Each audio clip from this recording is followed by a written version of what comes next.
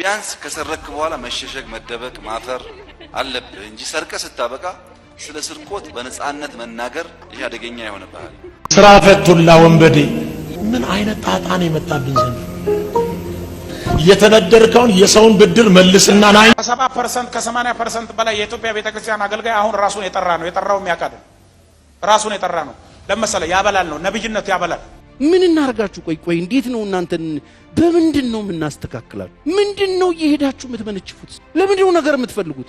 በሁለቱ መካከል የተነሳውን ቁርሾ አጥፍተው እዩ ጭፋ በአደባባይ ቆሞ ተቋሙን ይቅርታ ጠይቆ እርቅ የሚፈጸምበትን ቢያም ጴንጤ የሚባሉ ንሳ ካልገባ ያ በአባቶቻችን ዘመን የሚመጣው ያ ክብር አይመጣም። የፌዴሪ ጠቅላይ ሚኒስትር ዶክተር አብይ አህመድ ስርቆትን በነጻነት አትናገር ያሳፍራል ሲሉ ተናገሩ። ይህ መልእክት ለማን ነው? በመረጃችን ይዘነዋል። አንጋፋው የወንጌል ሰው ዘማሪ አስፋው መለሰ የተበደርከውን ገንዘብ መልስ፣ ወንብድናህን በአስቸኳይ አቁም፣ እጀባህን በትን ሲል አስደንጋጭ መልእክትን አስተላለፈ። ይህ ጉዳይ ከነብዩ ጩፋ ጋር ምን አገናኘው? በዝርዝር ይዘነዋል። አንጋፋው የወንጌል አርበኛ ለበርካታ ዓመታት ለትውልድ በረከት የሆኑ ቀድሞ ለነበረው አሁን ላለው ወደፊት ለሚመጣው ዘመናት መልእክትን ታላቅ የሆነውንም የእግዚአብሔር ቃል ያሻገሩ መልእክታቸውንም በመጽሐፍ ሰንቀው ለትውልድ ያደረሱት ቄስ በሊማ ሳርካ የተናገሩት ትንቢት ተፈጸመ። ትንቢታዊ መልእክት ለነብዩ ጩፋ በአስቸኳይ ይቅርታ ጠይቅ፣ ካልሆነ የከፋ ነገር ከፊት አለ ተባለ። ሰላም ጤና ይስጥልን ቤተሰቦቻችን፣ ይህ የሮማንስ ሮድ የዩቲዩብ ቻናል ነው። በቻናላችን አዳዲስና ወቅታዊ ትኩስ መረጃዎችን ይዘንላችሁ መጥተናል። እስከ መረጃው ፍጻሜ አብራችሁን ቆዩ። ቻናላችንን ሰብስክራይብ ያላደረጋችሁ ሰብስክራይብ በማድረግና የደወል ምልክቱን በመጫን አዳዲስ መረጃዎችን በፍጥነት ያገኙ። ቪዲዮአችንን ለሌሎች ሼር በማድረግ ቤተሰባችሁን ያጠናክሩ። እውነተኛ ክርስትና እምነት መሰረት መጽሐፍ ቅዱስ ነው። ይህ እውነት ቤተክርስቲያን ከጥንት ጀምሮ ስትቀበለው የኖረችው ጤናኛ ትምህርት ነው። እስትንፋሰ እግዚአብሔር ሕጸጽ አልባ የሆነው ይህ መጽሐፍ እንደ ቅዱሳን ፍጹም መገለጥ የሚሰጥ ገዢ የእግዚአብሔር ቃል ነው። የእውነት የሆነው የእውነትም መለኪያ ሆኖ የቆመው የእግዚአብሔር መገለጥ ነው። የሚያስተምረው ትምህርት ለሌሎች ትምህርቶች መመዘኛ ሆኖ እናገኛለን። አንድን ትምህርት እውነተኛነቱን ለማወቅ ከሰሚዎቹ ስሜት መደገፍ ሳይሆን ከቅዱሳን መጽሐፍት ጋር ባሉት ተግባቦት መወሰን የግድ ይለናል። አንድም ሰው መንፈሳዊ መሆን የሚችለው እንደ እግዚአብሔር ቃል መኖር ሲችል ብቻ ነው። ከጥንት ጀምሮ ቤተክርስቲያን የቅዱሳን መጽሐፍት ርቃ ወደ ግለሰቦች እንድትጣበቅ የሚከጅሉ ብዙ የስህተት ትምህርቶች የተነሱ ሲሆኑ ብዙ ጉዳቶችንም አስከትለዋል። እነዚህ ትምህርቶች የበግ ለምድ የለበሱ ተኩላዎች የተነሱ አስተምህሮች ሲሆኑ አማኙን ሲያደናግሩ የነበሩ ናቸው።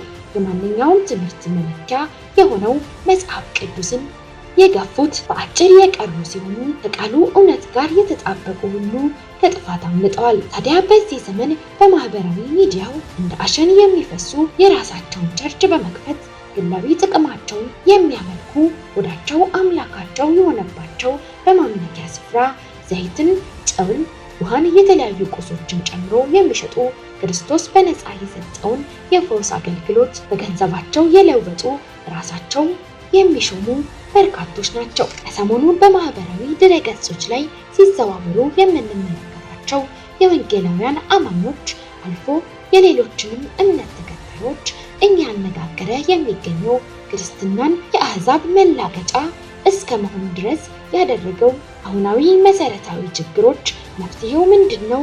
ለምንድነው መሰረታዊ ጥያቄ በብዙዎች ዘንድ የሚነሳው? ዋነኛው ችግራችን ያስተምሮ ችግር መሆኑ ግልጽ ነው። ታዲያ በዚህ ጉዳይ ላይ የተለያዩ የወንጌል አማኞች ሐሳብ አስተያየታቸውን፣ ምክር ግሳጼያቸውን እያሰሙ ይገኛሉ። ተከታትለን እንመለስ። እንትንነት ያበላል። አይ ቲንክ ጎንደር ዩኒቨርሲቲ መሰለኝ አንድ አስተማሪ ቆሞ ያስተምራል። ቄስ በሪውን ሲናገር ነው የሰማሁት። እያስተማረ ያለ ለምንድን ነው ይሄን ፊልድ የመረጥሽው ይላል። ያችም ያበላል ትላል። ያበላል አንቺ ስለመረጥሽ ያበላል፣ አንተ ስለመረጥሽ ያበላል። በቃ ሁሉም የመረጡት ያበላልን መርዝ ብሎ አላችሁ። ምድሪቱን ልትበሏት ነዋ፣ ልትጠቅሟ ሳይሆን ልትበሏት ስለሆነ መርዝ ብሉ፣ እንደናንተ ያለውን አላስተምርም ብሎ አለ። ሂድ እስቲ አሁን እኔ የምልህ ፓስተሩ ወደ ነብይነት መሸጋገር ለምን አስፈለገ? የጠራውን የሚያውቅ ከሆነ ያው የጠጣው መንፈስ በውስጡ የነቢያት መንፈስ ከሆነ የሚፈውስ መንፈስ ከሆነ ያው ስጦታ መልቲ ዳይሜንሽን የሚሰራ ከሆነ ስሙን መቀየር ምን ያስፈልጋል? እንደ ኤዲ አሚን ዳዳ 17 አይነት ሹመት ምን ያስፈልገው? የጠራችሁን ካላወቃችሁ የዴድ ሚስቴክ ዘመናችሁን ሁሉ እየተንጠራጠራችሁ ነው የምትኖሩት። ኮንፊደንት አትሆኑ።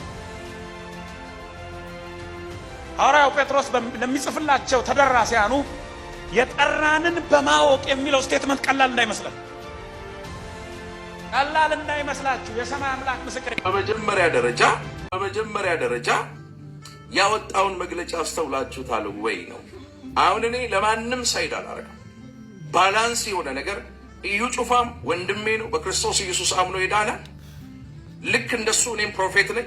ነገ ከነጎዳ እዩ ጩፋ ባደረገው መግለጫ በሰጠው መግለጫ ምናልባት ከመንግስት አካላት ጫን ያለ ነገር እንዳይመጣና ሌሎች ደግሞ ጤናማ የሆነ አገልግሎት የሚያገለግሉም ደግሞ እንደዚሁም በምህረትና በይቅርታ የታለፉ ድጋሚ የነሱ ፋይል ተቀስቅሶ ብዙ ዳሜጅ እንዳይመጣ ስጋት አለኝ። ስጋት ስላለኝም ነው ይህንን ደግሞ እንደ መግለጫ በባማ ሚዲያ እንደ ባማ ሆሊ ፋየር ኢንተርናሽናል ቤተክርስቲያን መስራችና ባለራዕይ አደባባይ ወጥቼ ፌስ ማረገው።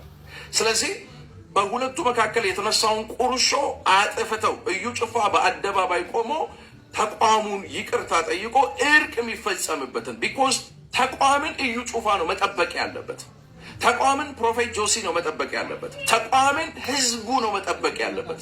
በየትኛውም የሃይማኖት ጥላ ውስጥ ያሉ ተቋማትን ተመልከቷቸው። ወደ ኦርቶዶክስ ብትሄዱ ተቋም እንደ ተቋም ከአመራሩ ጀምሮ እስከ ምዕመኑ ድረስ እጅግ በጣም ይከበራል። በእስልምናው የሃይማኖት ጥላ ውስጥ ያሉትን እዩዋቸው። ለተቋም ያላቸውን ቫልዩ እንዴት ተቋምን፣ መሪዎችን፣ አባቶችን እንዴት አመራሮችን እንደሚያከብሩ ተመልከቱ። እኛ ጓዳ ምንድነው የተለየ ነገር ያለው? አወኩሽ ናኩሽ ነው ምንድነው? አልገባኝም። ይሄ እጅግ በጣም ነውር ስለሆነ ተቋም እንደ ተቋም ሊከበር ይገባዋል።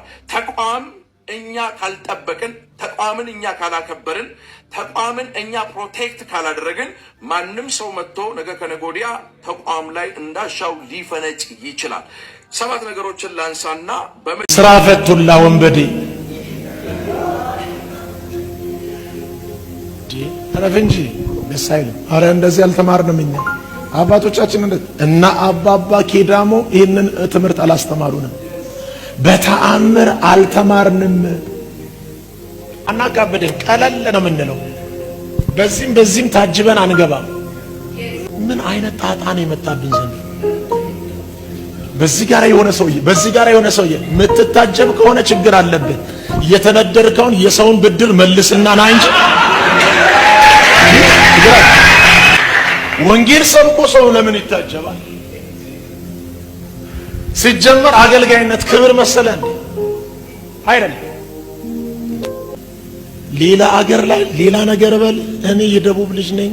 እኔን ትምህርት ተምሬ አልመጣሁም።